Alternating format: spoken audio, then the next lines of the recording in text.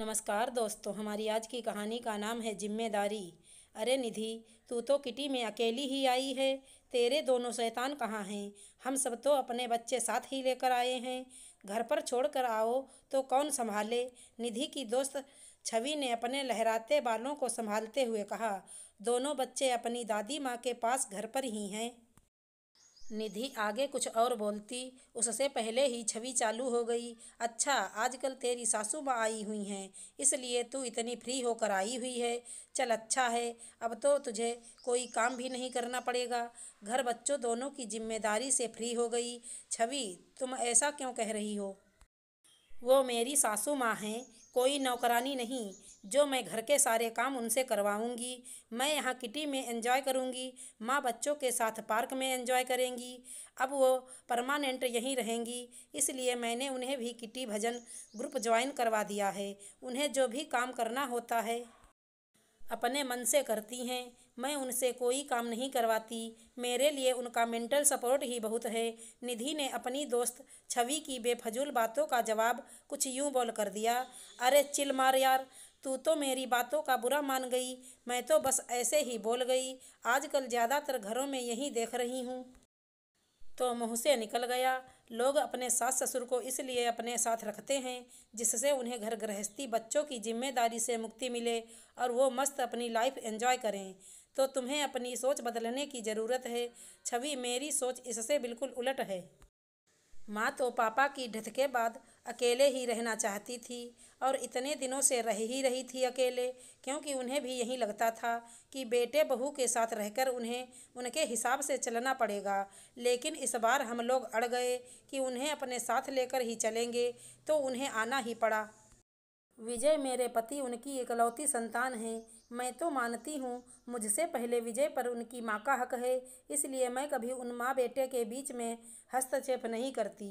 विजय को ऑफिस से आकर सबसे पहले अपनी माँ के पास बैठना अच्छा लगता है, तो मुझे भी कभी इस बात का बुरा नहीं लगता, क्योंकि मेरे आने से पहले उनके माता पिता ही सब कुछ थे उनके जीवन में, और वो जगह मैं कभी छीनना नहीं चाहती। हमने उन्हें यहाँ लाकर रखकर कोई एहसान नहीं किया, बल्कि अपने बेटे पर उनका पूरा हक बनता है। ये घर मेरा नहीं बल्कि उनके बेटे का है, और वो यहाँ पूरे अधिकार से रहने आई हैं। उन पर किसी बात का कोई प्रेशर नहीं है कि उन्हें इस घर में रहने की कीमत चुकानी पड़ेगी। मेरे घर और बच्चों को संभाल कर वो पढ़ने की शौकीन हैं। खाली समय में उपन्यास मैगजीन पढ़ती हैं। एक दिन साहिल और सृजन की ट्यूशन टीचर नहीं आई, तब उन्होंने खुद ही उन्हें पढ़ाने की इच्छा जताई। जिस दिन बच्चों को ज़रूरत होती है तब वो उनकी मदद करती हैं। ऐसा भी नहीं है कि मैं उन्हें कोई काम करने नहीं देती। जब भी वो कुछ करना चाहती हैं तो मैं उन्हें रोकती भी नहीं हूँ। आज भी जब मैंने बच्चों को साथ लेकर आने की बात कही तो वो बोली, निधि, बच्चों को साथ लेकर जाने में किटी का एंजॉयमेंट नहीं हो पाता।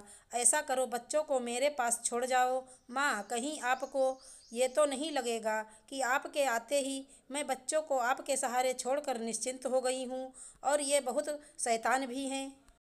ऐसा तब लगता जब तुम अपने आप छोड़कर जाती। यहाँ तो हम खुद ही कह रहे हैं 2-3 घंटे आराम से संभाल सकती हूँ, फिर ये कितने भी शैतान हों, आखिर इनके पिता को भी हमने ही संभाला है।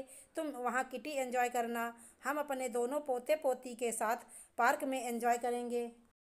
तुम चिंता मत करना। यह कहकर वसुंधरा जी हंसने लगीं और निधि उनके गले लग गई। थैंक यू सो मच माँ, बच्चे आपके साथ रहेंगे तो मुझे सच में कोई चिंता नहीं रहेगी। मैं तो हमेशा से सोचती थी कि मेरे बच्चों को अपनी दादी का साथ और मार्गदर्शन मिले। अब तो माँ और बच्चे दोनों ही बहुत खुश हैं। माँ भी यहाँ नए दोस्त बनाकर अपने बच्चों के साथ बेहद खुश हैं। निधि, तेरी इस खूबसूरत सोच को मेरा सलाम।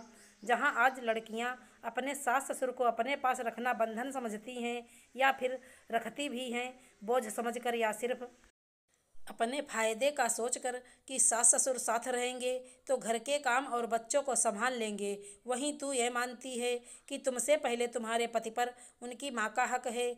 आज समझ पाई तेरी खुशियों का राज। अब से मैं भी तुम्हारी इन्हीं बातों पर अमल करूँगी और अपने ससुर जी को अपने साथ लाकर रखूँगी। आखिर हमारे अलावा कौन है उनका? बड़े बुजुर्ग बंधन या बोझ नहीं, बल्कि बच्चों की जिम्मेदारी होते हैं। आ जाओ भाई, किटी शुरू होने वाली है। तुम लोगों की बातें ख़त्म ही नहीं हो रहीं। किटी मेंबर के पुकारने पर वो दोनों ग्रुप में शामिल हो गईं। आशा करती हूँ हमारी कहानी अच्छी लगी होगी। धन्यवाद दोस्तों।